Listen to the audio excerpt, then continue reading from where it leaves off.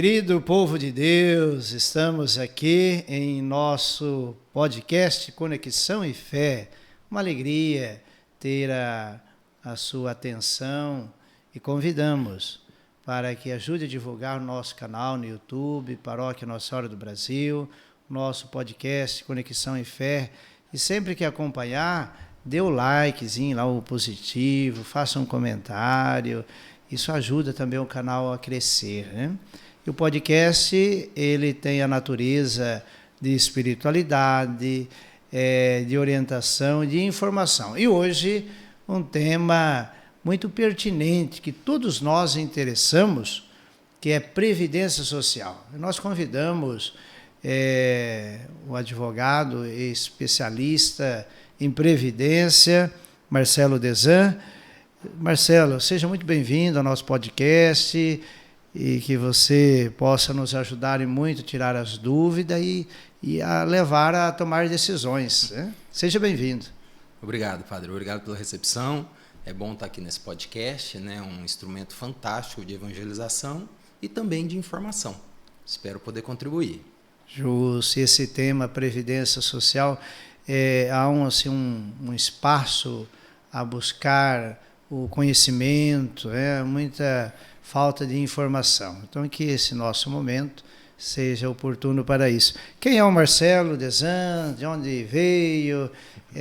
Como foi o caminho do Marcelo? Bom, sou Marcelo, farei 50 anos de idade, agora no dia 19 de março, dia de São José. Nossa, hein? Né, meu santo padroeiro. E casado com a Thaís, há 17 anos. Eu tenho uma filha, Gabriela, de 22, antes do relacionamento com a Thaís. Temos o Vinícius, que quando casei com a Thaís já tinha 2 anos, hoje está com 20, é meu filho do coração.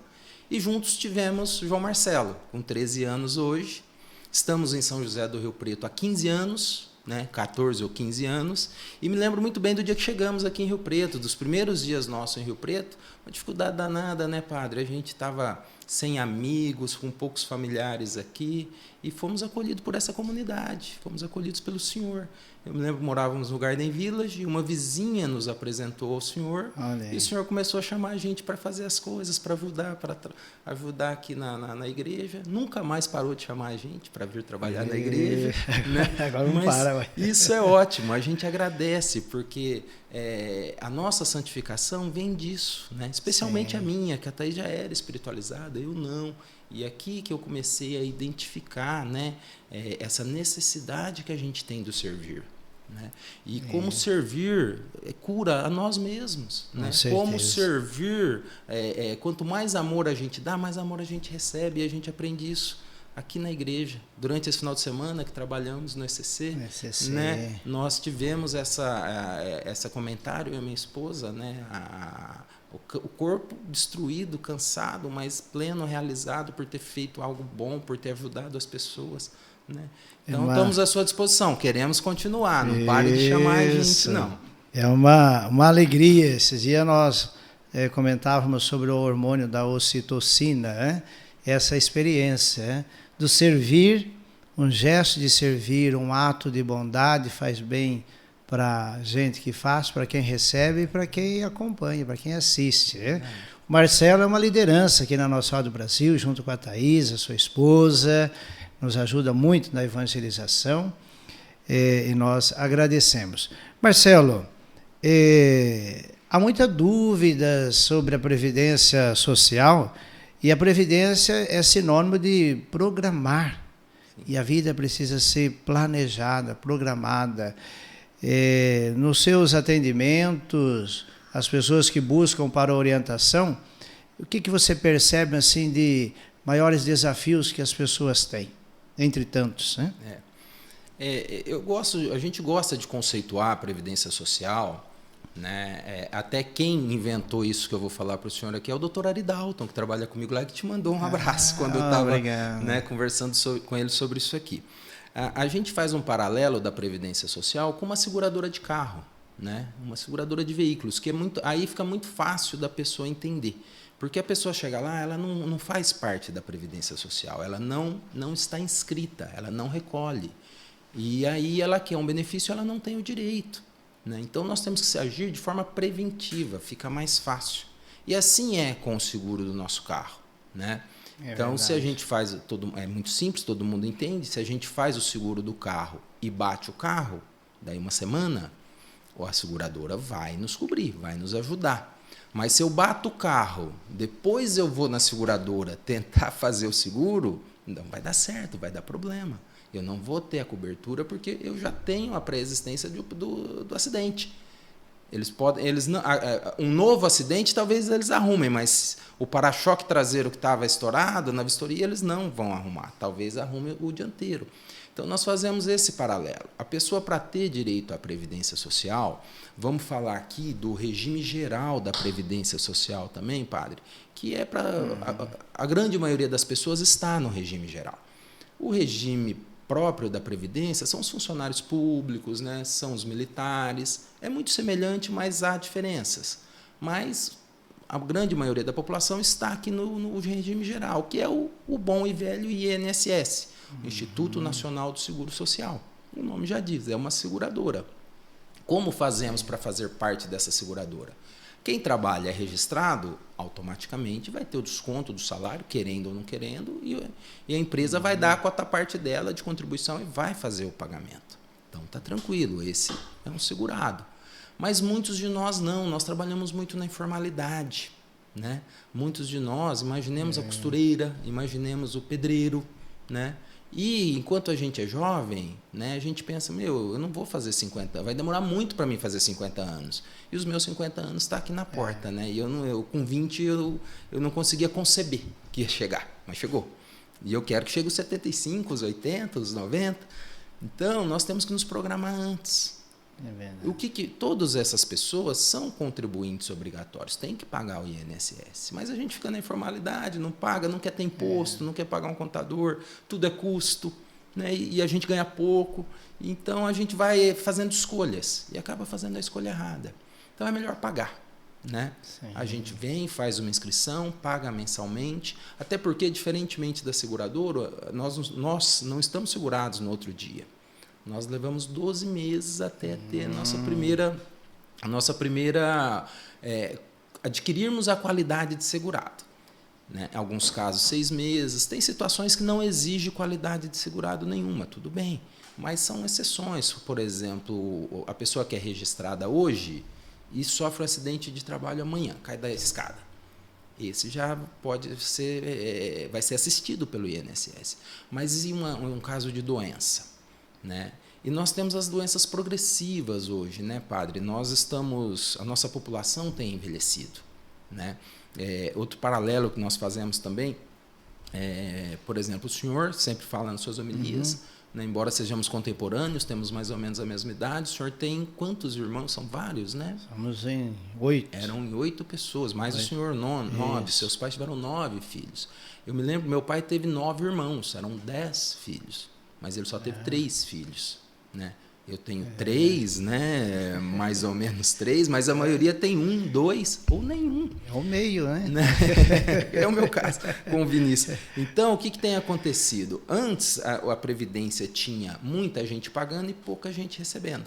Agora, essa pirâmide está mudando, está virando um retângulo. E nós estamos vivendo mais, temos mais longevidade.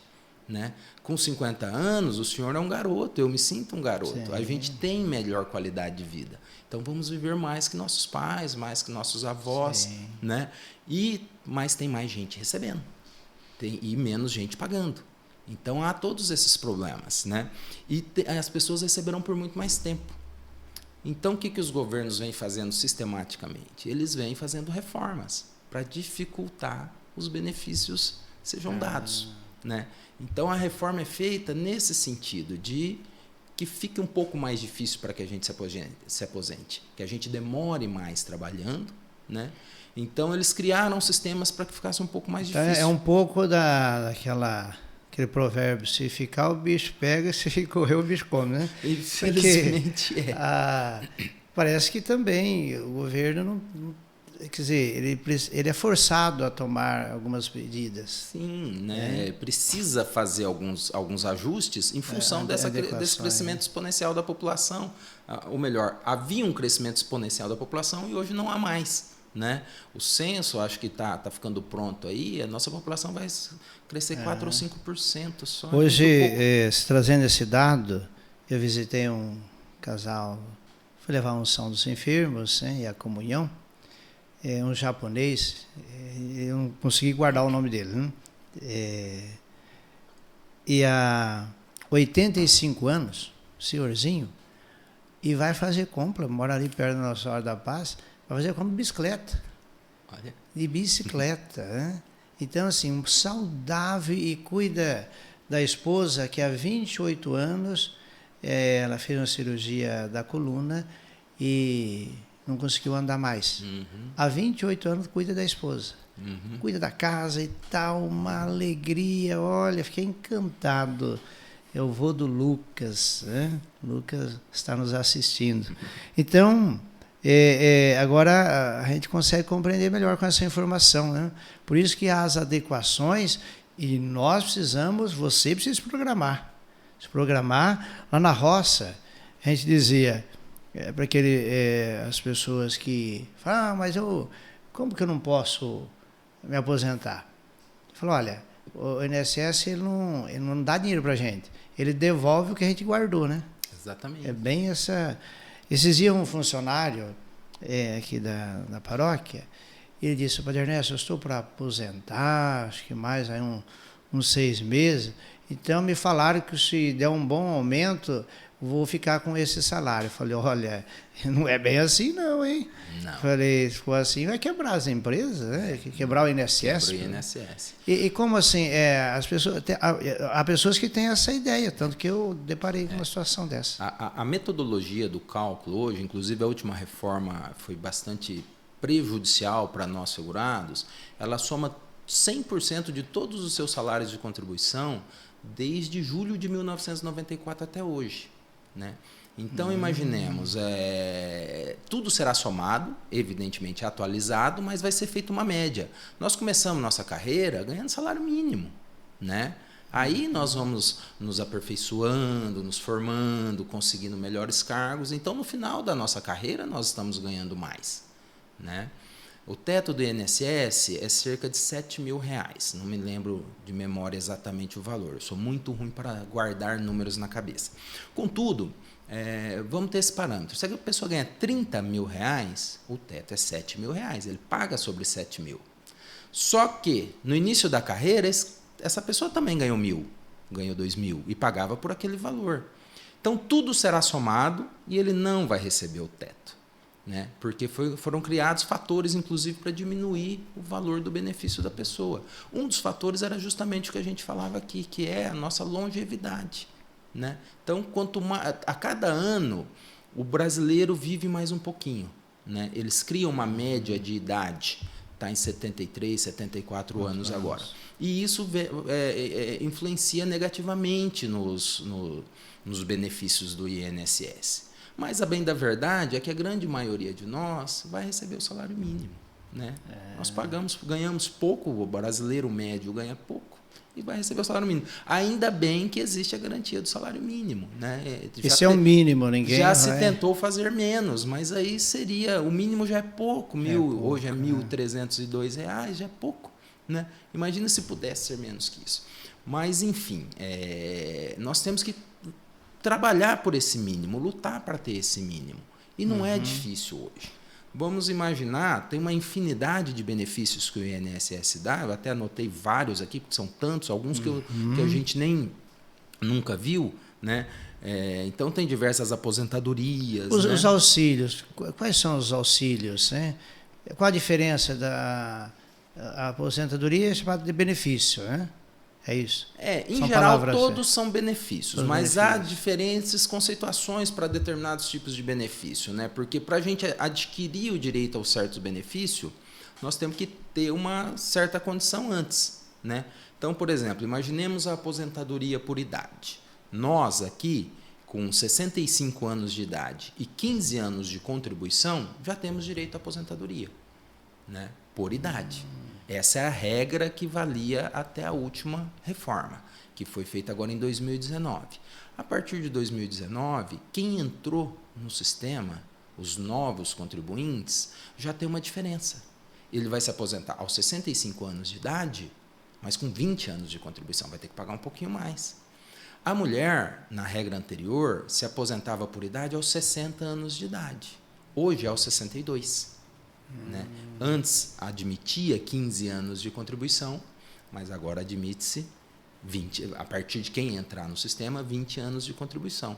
Então, por muito tempo, ainda vamos continuar aposentando por 15 anos, que a grande maioria, com os 15 anos, a grande maioria é anterior à reforma, mas é um gatilho que eles colocam para dificultar, para retardar a nossa aposentadoria. Né? Recentemente eu vi na imprensa que as aposentadorias estão sendo retardadas em coisa de 2 anos e 8 meses. Alguma coisa nesse sentido. Então, eles estão tendo esse objetivo, estão conseguindo empurrar um pouquinho. Mas, muito provavelmente, outras reformas virão. Né? Então, né, auxílios, como foi realmente sua pergunta. Antigamente havia o auxílio-doença, por exemplo. Né? Qual é a condição para mim receber o auxílio-doença? Primeiro, eu tenho que ser segurado. Né? Ficando doente, sendo segurado, né, essa doença tem que gerar uma incapacidade. Hoje nem se chama mais auxílio-doença, né? É benefício por incapacidade. E essa incapacidade pode ser permanente e pode ser temporária. Imaginemos que jogando futebol lá no racha, a pessoa se machuca, tem que pôr um gesso e não vai poder trabalhar durante 60 dias. É um auxílio-doença, é um benefício por incapacidade temporária. Então, né, não podendo trabalhar, vai apresentar os documentos necessários ao INSS, vai passar por uma perícia e aí o INSS vai pagar o período de afastamento dessa pessoa. Né? Agora, imaginemos imaginemos o acidente de trabalho. Né? Esse já tem algumas características diferentes. A pessoa, no nosso primeiro exemplo, ele quebrou o pé jogando bola. Não é um acidente de trabalho. Né? Se ele quebrar o pé caindo da escada dentro da empresa, há uma diferença de benefício. Inclusive, gera uma estabilidade de 12 meses que ele não pode ser demitido no caso de acidente de trabalho, que no caso do auxílio-doença, não. Né? Então, imaginemos, eu acho até injusto, mas a pessoa, se ficar doente, recebe alta, pode ser demitido no dia seguinte. Né? Mas se ele sofrer um acidente de trabalho, receber alta, ele tem 12 meses de estabilidade. Nós temos também a incapacidade permanente, né? Que era a aposentadoria por invalidez. Então, também acontece. Às vezes a pessoa tá bem hoje, está tranquila, mas ele é cardíaco. Né? E essa doença, ela é crônica, ela pode ir piorando. Né? Como o exemplo que o senhor deu da senhora que fez a cirurgia da coluna e ficou acamada. Né? Imaginemos essa mesma senhora, se sendo uma contribuinte do INSS, tendo a qualidade segurado, ela pode se aposentar por invalidez ou o benefício por incapacidade permanente. Se submete a uma perícia no INSS, né? Há um grau de subjetividade nas perícias? Né? Mas os médicos do INSS, embora há um folclore de que eles são, né, não dão os benefícios, não é bem por aí, eu não acredito nisso, eu acho que eles estão ali para analisar. Mas muitas vezes a gente chega lá para pedir um benefício com pouco documento, né? E aí o grau de subjetividade aumenta, e levando em consideração que existe muita fraude, o cara está acostumado a ver essas fraudes. Né? Existe um termo até chamado kit perícia, né? Que a pessoa vai com um negócio no pescoço, com o braço na tipóia, não tem nada, querendo enganar o médico. Né? Entende isso? Então, infelizmente, né, a má-fé né, nós temos que, nós cristãos, né, não podemos e não devemos e trabalhamos contra a má-fé o tempo todo, mas tem gente que não, né? Tem gente que quer só o caminho mais fácil e acha que vai enganar o perito. É só um exemplo, é só uma brincadeirinha, mas o kit perícia existe. Agora, a subjetividade é muito grande. Vamos imaginar um outro exemplo bem mais complexo, um problema psiquiátrico. Uma pessoa bipolar vai para uma perícia. E aí? O médico dele acha que ele não pode trabalhar. O médico do INSS pode entender que sim. né? É nesse momento que pode entrar a ajuda jurídica, né? Nessa situação, a pessoa pode provocar, via uma ação judicial, uma perícia do Poder Judiciário que é isenta, né? E aí, eventualmente, pode ser diferente da conclusão do perito anterior, do perito do INSS, que é um funcionário público, que tem fé pública, e se ele falar que não tem direito ao benefício, até prova em contrário, ele tem razão. Mas nós temos como provar o contrário, né? Então, nós temos que lutar pelos nossos direitos, né? Às vezes, há necessidade de ir para a justiça. Às vezes, a pessoa está muito doente, mas por um azar da perícia, uma documentação talvez deficitária, uma perícia não bem feita, a pessoa não consegue seu benefício, né? Da mesma forma, as aposentadorias, né? Muitas vezes, há necessidade de entrar com uma ação judicial. Então, o homem é 65 anos, a mulher 62, e precisa ter, para fazer o pedido, pelo menos 15 anos de contribuição. Para aposentadoria por idade. Por idade. Para aposentadoria por idade, né? Se o benefício é por incapacidade, obrigatoriamente tem essa perícia. E aí é muito importante que essa perícia seja muito bem fundamentada, né? Se houver documentos médicos, exames, raio-x, talvez até o prontuário do hospital, né? Levar tudo para mostrar para o médico e provar que realmente não tem condição de trabalhar. Seja, né, de forma permanente, mas também de forma provisória, né, de forma temporária. Então, isso tudo é o nosso dia a dia no escritório, é o que mais aparece, né? Tem benefícios que a gente vê muito pouco, como, por exemplo, mas é uma coisa muito legal, o deficiente, né? Imaginemos um deficiente, uma pessoa que precisa de muleta, precisa de cadeira de rodas, mas ele trabalha, né? Ele tem condição de trabalhar, mas ele tem alguns benefícios e pode se aposentar um pouco antes, né? Até porque para ele é bem mais difícil, para a gente já não é fácil, né? Para ele é bem mais difícil se aposentar. Então, a lei é bem pensada, é bem dirigida, mas a gente precisa se adaptar, às vezes, se organizar melhor antes, né? Não organizado, talvez a gente nem consiga o benefício para essa pessoa. E falando em ser pessoa organizada, a gente vê que às vezes as pessoas utilizam algumas justificativas quando estão para ir morar junto, vão amaziar, né? Um termo que nós conhecemos, vão morar juntos sem se regularizar no civil, no religioso. Então seria importante, Marcelo, trazer a importância de se documentar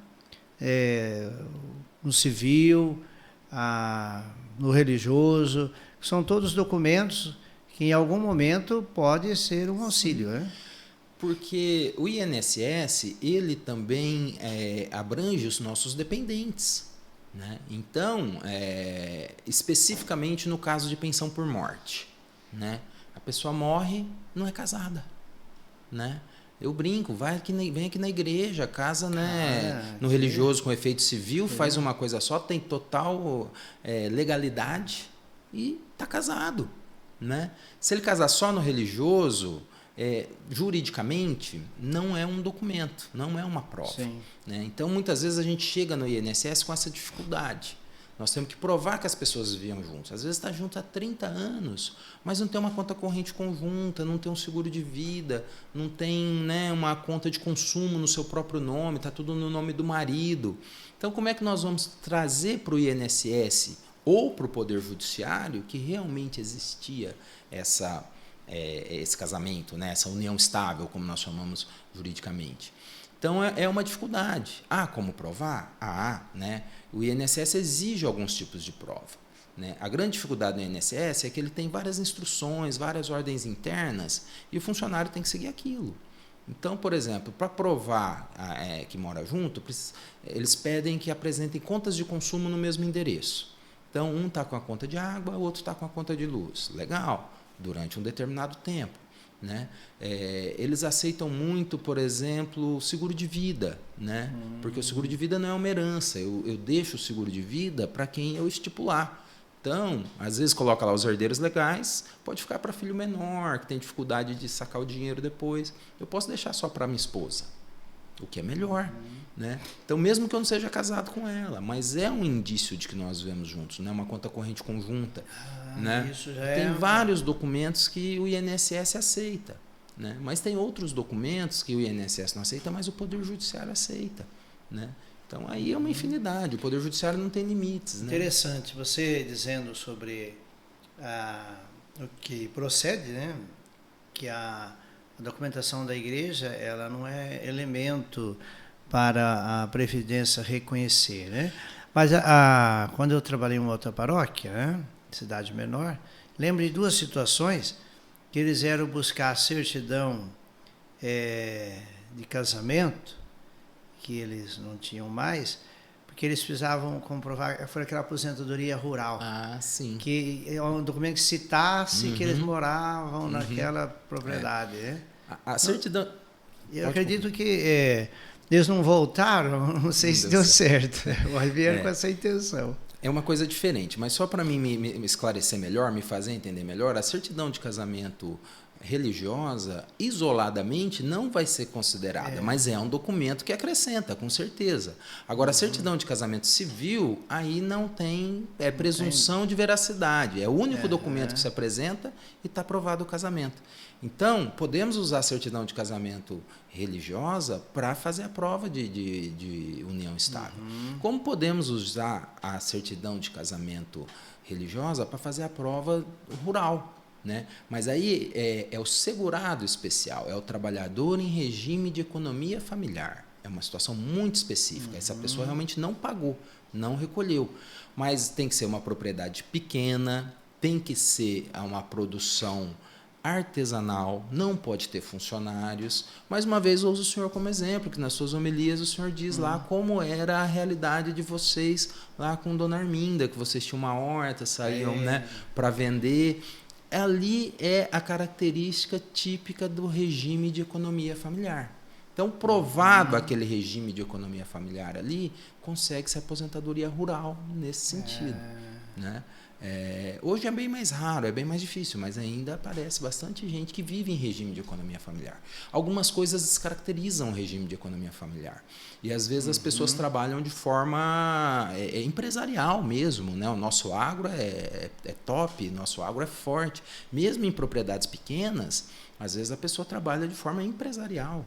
E aí isso vai descaracterizar.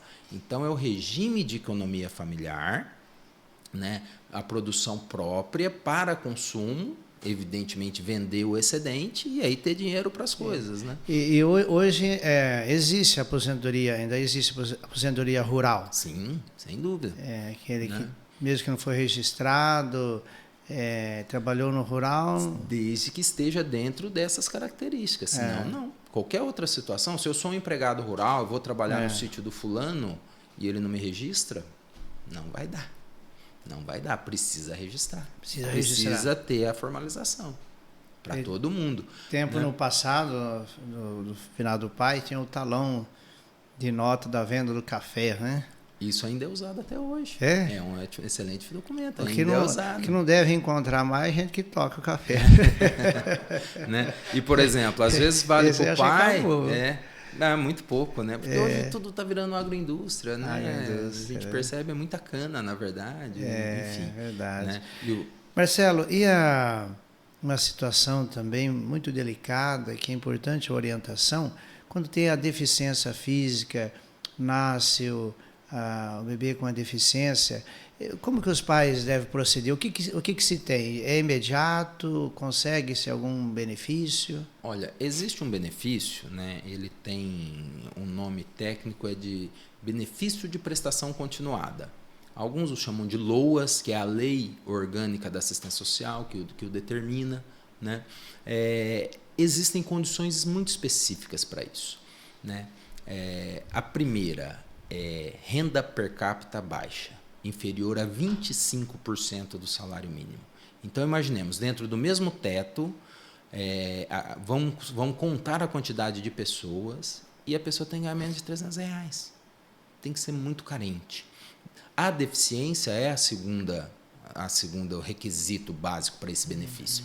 Então, se a pessoa é deficiente, seja criança, seja adulto, O idoso chega nessa deficiência presumidamente aos 65 anos. E se ele tiver a renda per capita muito baixa, nós conseguimos esse benefício para uma pessoa idosa acima de 65 anos. Está no Estatuto do Idoso. Mas e se a mulher não tem nenhum benefício, mas o marido tem um benefício e ele ganha R$5.000 do benefício dele? Não vai receber. Se essa criança que nasceu nessa família com o problema, o pai é registrado numa empresa com R$5.000, não tem direito ao benefício. Então, quem não paga no INSS, em alguns casos, tem direito a alguns tipos de benefício. Mas é muito específico e é muito difícil chegar lá. Não é para todo mundo, né? Então, nesse exemplo que o senhor criou aí, que o senhor deu, vai ter que ser olhado essas duas realidades. Primeiro, a incapacidade, que tem que ser provado mediante uma perícia, e segundo, a renda per capita, que aí há um estudo social. Inclusive, eles usam muito hoje o CRAS, é obrigatório ter o cadastro único para esse estudo social. Então, a pessoa vai declarar lá na prefeitura, né, como é a situação da casa dele. Então, se houver alguém registrado nessa família, mesmo o irmão, né, com um salário um pouco melhor, já a renda é per capita, é quem está sob o mesmo teto.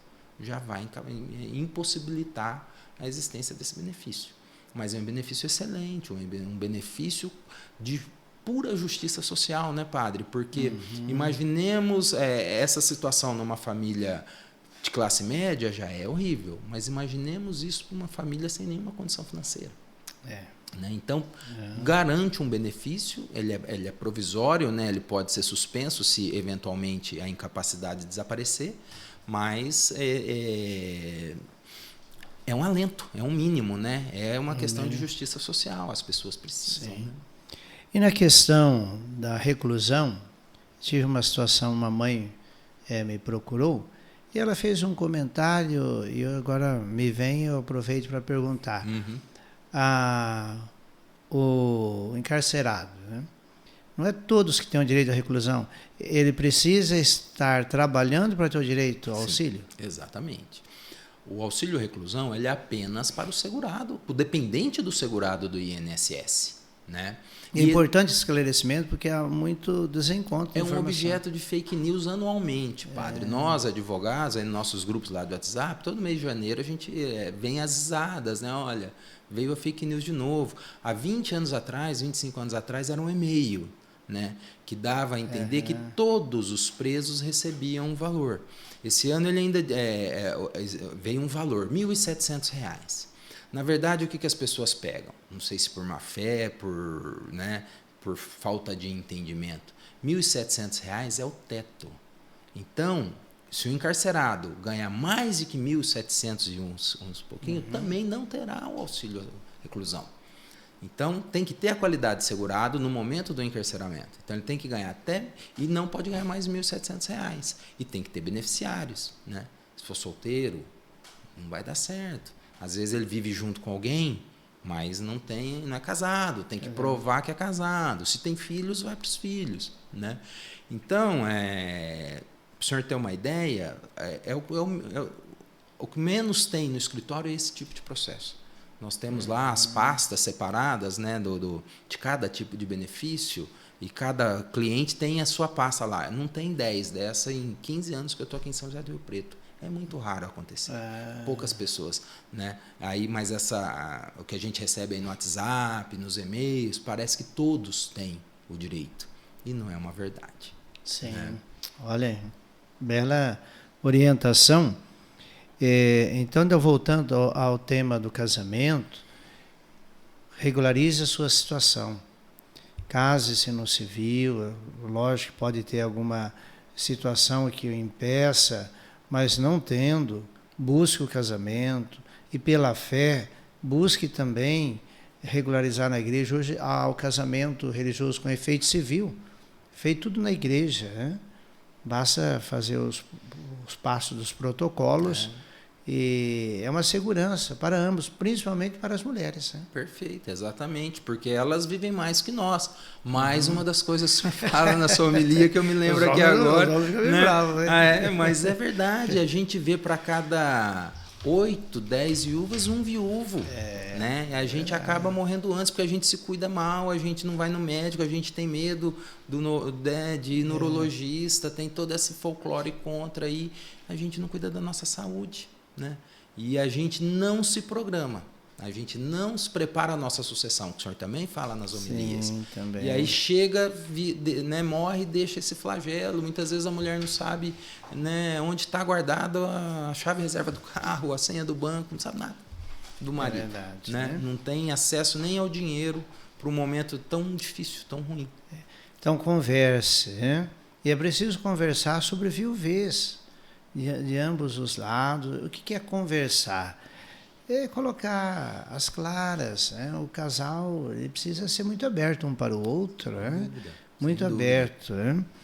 E dentro desses auxílios, o auxílio à gestante, o que se tem alguma coisa para a gestante? Ela pode procurar um advogado e falar, quero saber o que tem. Se não for segurada, não vai receber. Olha, né? Aí. Então tem que estar pagando. Tem que estar pagando. Tem que estar pagando. Né? Existe uma forma de ser segurado hoje muito barata, que é o MEI, o microempresário individual. Né? Paga-se coisa de R$70 por mês. Né? Dá direito a um salário mínimo. Parece pouco, mas né? Para receber um salário mínimo, mas está pagando só 70, é muito barato. E isso te habilita a praticamente todos os benefícios que o INSS dá, inclusive o auxílio gestante, o auxílio natalidade, né, que paga 5 meses para você não trabalhar, para mãe não trabalhar. Né? Então, se ela é funcionária de uma empresa, já é automático. Nos outros benefícios, você tem que estar contribuindo para ter esse direito. Né? O MEI só não permite que a pessoa se aposente por tempo de contribuição. Todos os outros benefícios o MEI permite, sempre por um salário mínimo. É fácil de fazer a inscrição. Qualquer pessoa com pequeno conhecimento de informática entra num computador e faz a inscrição. É muito simples. É bom ter uma impressora porque vai precisar imprimir os boletins que tem que pagar, né, os recibinhos. Uma vez por ano tem que fazer uma espécie de declaração de imposto de renda, que também é simples, né? Mas nós temos, se a pessoa tem essa dificuldade ou não tem os equipamentos, o Sebrae aqui em São José do Rio Preto faz isso gratuitamente.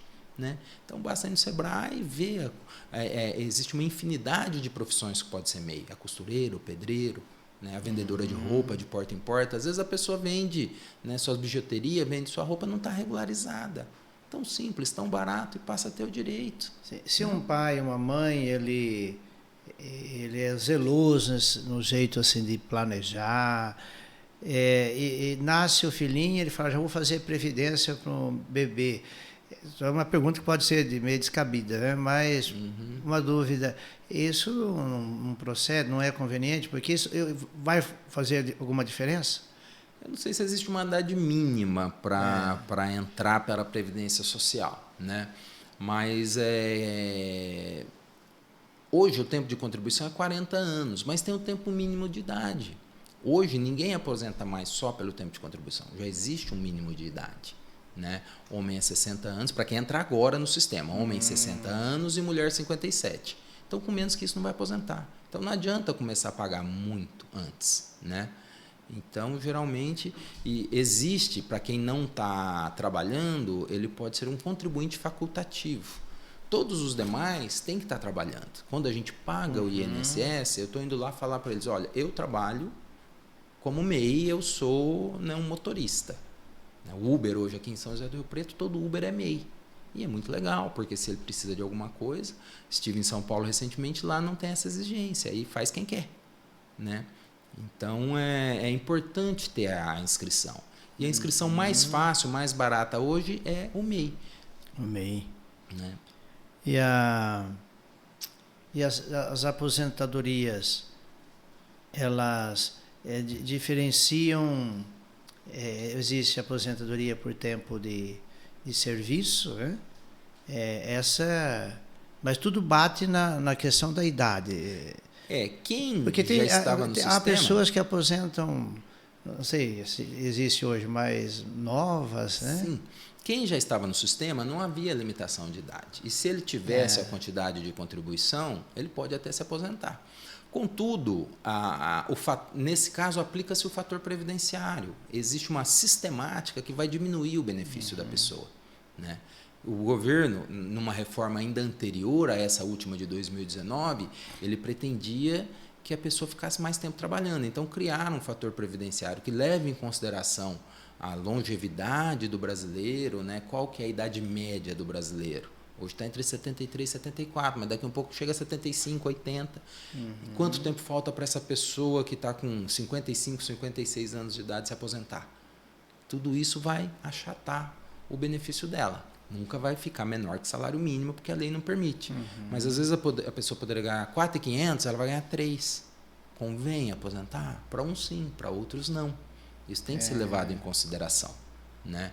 Então, são casos e casos, por isso que é sempre bom consultar um especialista e entender exatamente como é que funciona. Hoje o INSS ele é muito dinâmico, ele, depois da pandemia especialmente, ele já vinha digitalizando tudo, mas agora eles aceleraram esse processo. Hoje qualquer acesso ao INSS não dá mais para ir lá no posto ali na avenida e vir ver aqui minha aposentadoria, nem tem funcionário lá para atender, é tudo dentro do sistema. Né? Então, existe uma senha própria, chama Meu INSS, é individual, mas ali está toda a vida da pessoa. Né? Então, é fácil entrar lá, às vezes falar, você pode se aposentar, você clica lá e se aposenta. Mas talvez alguns detalhes que o olhar clínico vê, né, que pode melhorar a aposentadoria da pessoa, né, que pode aumentar o valor dessa aposentadoria. Então, é importante sempre fazer isso. Mesmo no processo administrativo, hoje é importante fazer isso. Né? Sempre foi. Antes do processo administrativo, a gente pegava aquele monte de papel, ia para uma fila lá no INSS, ficava lá algumas horas, né, e fazia o protocolo. Hoje não. Hoje põe tudo isso no sistema, também tem uma fila. Mas é mais simples, né? E foi descentralizado. Antigamente, só o funcionário aqui de Rio Preto atendia às demandas de Rio Preto. Será que havia funcionário suficiente para as demandas? As pessoas iam aposentando e não ia tendo concurso para repor, ia ficando gente lá sobrecarregada de serviço. Hoje não, eu posto no sistema, às vezes eu sou atendido lá na Bahia. Vem lá o nome da cidade da pessoa que fez o atendimento, às vezes no Amazonas, às vezes em São Paulo. Isso melhorou muito, dinamizou o atendimento, mas dificulta para a pessoa simples, que não consegue fazer o acesso à internet, que não consegue digitalizar o documento de forma adequada, porque nós temos que fazer as imagens em PDF, né, para juntar no processo. E muitas vezes a pessoa não tem essa, né? E sempre é o pobre, né, padre, que tem essa dificuldade, infelizmente. Agora, eu conheço uma experiência em que, são duas experiências, que faleceu o marido e a esposa, já também aposentada, ficou com a aposentadoria dela e também com a do marido. Pensão por morte, então. Ficou com as duas. Sim. Mas um outro casal, que eu conheço também, aparentemente era a mesma situação, ela não ficou. Ela precisa ver o caso específico. Talvez... Aí me falaram assim, porque tem um número. Não, o direito à pensão por morte existe. A pessoa pode ser um contribuinte ainda, estar filiado ao regime pagando, morre, vai gerar pensão por morte. Mas se ele já é aposentado e morre, também vai gerar pensão por morte para a esposa. Mas tem que ser aposentadoria. Provavelmente era o benefício de prestação continuada. Esse é individual, intransferível e até precário. Se por um motivo acabar aquelas condições, o benefício também acaba. Né? Porque a pessoa tem que ser inválida e tem que ter a renda per capita inferior a 25% do salário mínimo. Então, imagine que o companheiro passa a ter uma renda, se registra no INSS, né? Passa a pagar ou registra numa empresa, o INSS cruza as informações e percebe, falou, opa, ficou incompatível. Agora, a esposa ganha R$3.000 registrada na empresa X, o marido que é doente é inválido, sim, mas já não tem mais a dependência econômica, a insuficiência econômica. Então, talvez esse exemplo prático seu seja isso. Porque a pessoa simples, até por desconhecimento, acha que está aposentado. mas não está. O benefício tem uma diferença, essa diferença é grande. Ela está recebendo, eu aposentei. Todo mundo quase recebe um salário mínimo do INSS. Quem recebe o BPC recebe também um salário mínimo. Então, estou aposentado, mas não é realmente uma aposentadoria. E há uma diferença. Esse benefício não tem 13º salário. Os demais todos têm, né? Então, por exemplo, imaginemos o marido ganha um salário mínimo, aposentado. A esposa, a lei permite que a esposa venha a receber também um salário mínimo, tendo mais de 65 anos ou sendo inválido. Então, o benefício de um não impediria o benefício do outro, apesar daquela regra dos 25% da renda per capita. Mas é melhor ela receber a pensão, se ele vem a faltar, é melhor ela optar pela pensão por morte do que ficar recebendo o benefício que é precário, que não tem 13º salário. Então, pede a pensão por morte e abre mão do benefício que recebe. Porque em dezembro vai ter o 13º salário e ganha um pouquinho a mais. Né? E esse é garantido, é para o resto da vida, é uma pensão por morte. Não há precariedade. Imaginemos que a pessoa, algum filho ganhe mais, vai cortar o benefício, o BPC. Né? Ou ganha na Mega Sena, né? E eles ficam sabendo, de alguma forma... Aí ele vai querer mais. Não precisa mais, com certeza. Né? Que bom, Marcelo. E olha quanta orientação, e você que nos acompanha, olha bem a sua situação, busca um especialista, o Marcelo é uma dessas pessoas, e organize a sua vida, documente os documentos, como o Marcelo trouxe várias informações, é fundamental. E as mulheres, conversem em casa com os maridos, isso precisa ser resolvido para ontem, né? Para ontem, sim. Questão da contribuição, ficou muito claro que hoje há uma idade, mas para se aposentar, para entrar com pedido de aposentadoria, mas esse pedido ele tem que estar assegurado, a pessoa, ou seja, tem que ter a contribuição, né? Que bom essa orientação. E olha, Marcelo, estamos aí já com 46 minutos, né? Bate-papo gostoso. Quais os conselhos? Você já lembrou tudo que você falou aqui, são conselhos, mas os cuidados, né? Como conselho que você dá para quem está nos assistindo, assim, olha, cuide bem desses aspectos, né? Temos que fazer basicamente essa prevenção, né? Agir preventivamente é sempre melhor do que depois do problema posto e resolver. A doença vem, a idade chega, né? E aí se a gente for tardiamente tentar entrar no INSS, talvez não há mais tempo, né? Então, por mais que seja, né, difícil, ganho pouco, vamos pagar R$70 de um mês, né? Vamos nos casar, né? Porque há essa diferença, as pessoas pensam que é casamento, precisa de festa, né? E não há essa necessidade. O senhor casa a pessoa aqui na missa bem rapidamente, tá, né? Dá para fazer o casamento no cartório, né? No meio da semana, não precisa, né? É a diferença do matrimônio, do casamento, que a gente fala lá na pastoral familiar, não precisa de todas essas formalidades. Regularize. Regularize na lei do homem e regularize na lei de Deus. Vamos fazer o que é certo, né? E isso vai ser bom para a gente lá na frente, né? Então, consultar um especialista, tendo uma dúvida, né? Sempre falar com quem... Quando a gente está doente, né, padre, tem um problema cardíaco, a gente não vai no cara do açougue para perguntar o que a gente faz, né? Embora ele entenda muito de anatomia, corta as vacas lá, né? A gente vai no cardiologista. Então, para cada problema, existe o seu especialista, né? Nós precisamos agir dessa forma. Que bom, né? Marcelo, agradecemos muito a partilha dos seus conhecimentos, da sua experiência, e convidamos você a consultar quem é do assunto. Marcelo é uma das pessoas que se dedica nesta área, participa aqui da nossa comunidade, então, precisando dos dados do Marcelo, temos aqui na Secretaria Paroquial. E agradecemos a sua atenção, já ao final de mais um mês, essa segunda-feira, a última segunda-feira do mês de fevereiro, já o segundo mês do ano, e nós estamos aqui com muita alegria para servir e para orientar e para informar através do nosso podcast Conexão e Fé. Obrigado pelo seu carinho, pela sua atenção. Deus vos abençoe.